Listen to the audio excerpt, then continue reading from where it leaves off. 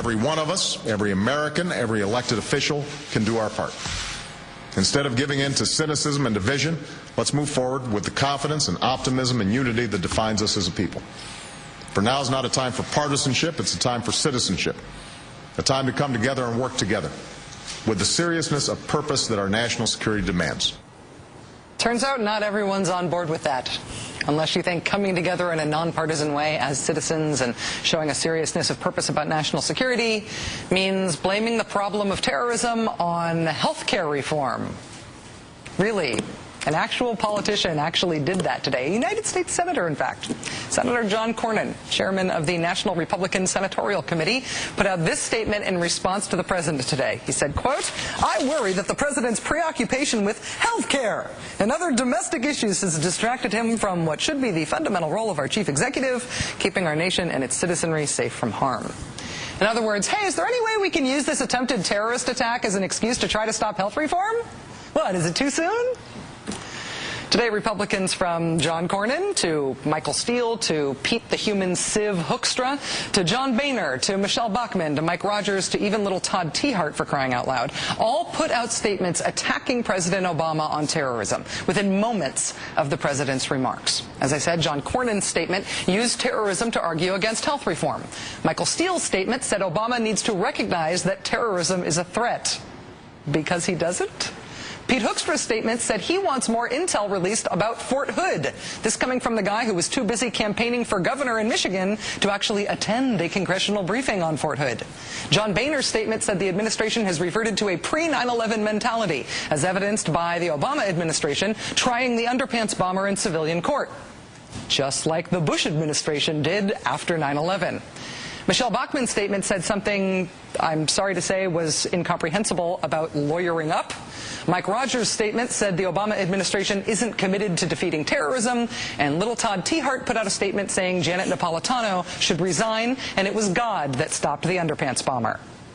No, really, he said it was God who stopped the underpants bomber. And I'm quoting, "Were it not for an act of God, hundreds of lives would have been lost and our nation paralyzed. The time has come for Secretary Napolitano to immediately resign." Do you notice that there were no ellipses there? That's the way it went, that statement. That's really what he said.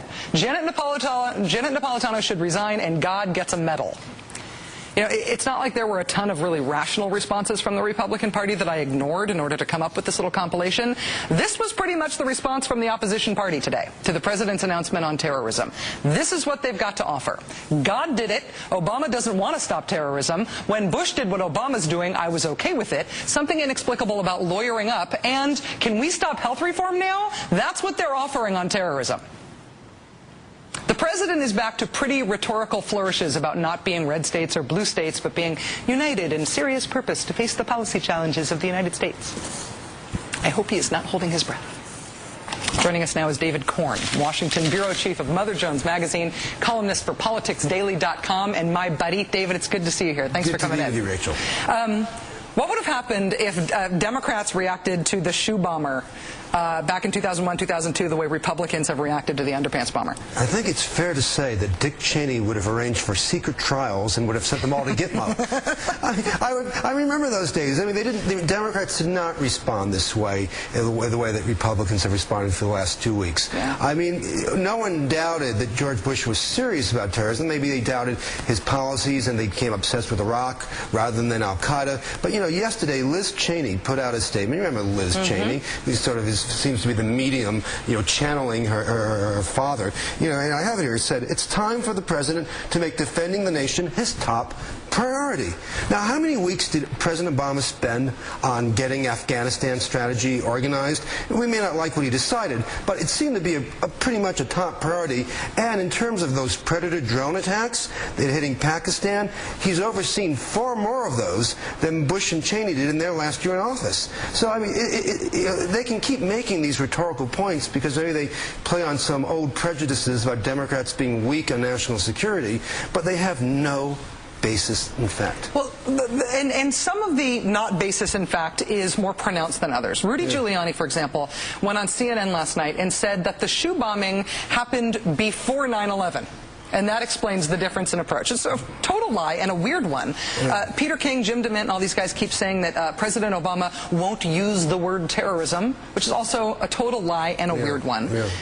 Is there a cost, ultimately, to that? Or does everybody just lie all the time in politics, and even the flagrant ones don't count for extra? Well, people get away with these lies all the time. I think the cost is to the national discourse overall. I mean, these are serious issues, and they're real issues. National security versus civil liberties. There's actually a case to be made about trying people as enemy combatants as opposed to keeping them in civil criminal trials. I understand these are tough arguments, but we can't have them in a serious fashion and get to the best outcomes if you're throwing in weird lies like this. It shows that they're not really serious. If they want to engage, there's plenty to engage on. There are questions about, what to do with Guantanamo and so on that are very hard to wrestle with issues, but they're not serious. I have to tell you, David, without being snarky, I despair over this. I despair over this because there are real fights to have over the response to terrorism. There are real fights to have over health reform, but what did we do? We followed the Republicans' lead and spent all that time talking about death panels, which is made up. Government takeover, and on climate change. There's a lot of interesting ways to talk about the right way to respond to that, but instead it's